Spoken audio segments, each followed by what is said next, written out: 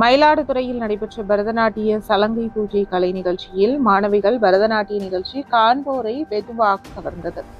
மயிலாடுதுறை மாவட்டம் மயிலாடுதுறையில் மயிலை சப்தஸ்வரங்கள் சார்பில் பரதநாட்டிய கலை நிகழ்ச்சி நடைபெற்றது. பரதம் பயின்ற மாணவிகளின் முதல் அரங்கேற்ற நிகழ்ச்சியாக சலங்கை பூஜை விழா துவங்கியது. இதில் பரதம் பயின்ற மாணவிகளின் பரதநாட்டியம், புஷ்பாஞ்சலி, ஓம்காரநாதம், திருக்கோணேஸ்வரர் கௌத்துவம், கொண்டை முடி அலங்கரித்து தில்லானா உள்ளிட்ட நாட்டிய நாடகங்கள் மற்றும் பரதநாட்டியம், நாட்டை ராகம், நீதிபதி ராகம், ஹம்சானந்தி ராகம் உள்ளிட்ட ராகங்களில் ஆதி தாளம், கீர்த்தனை பாடல்களுக்கு நடனம், தனி பாடல் நடனம் என பல வகையான பரதநாட்டிய கலை நிகழ்ச்சி நடைபெற்றது. இதில் பாடலுக்கேற்ற மாணவர்கள் அபிநயங்களுடன் ஆடிய காட்சி காண்போரை பிரமிக்கச் செய்தது.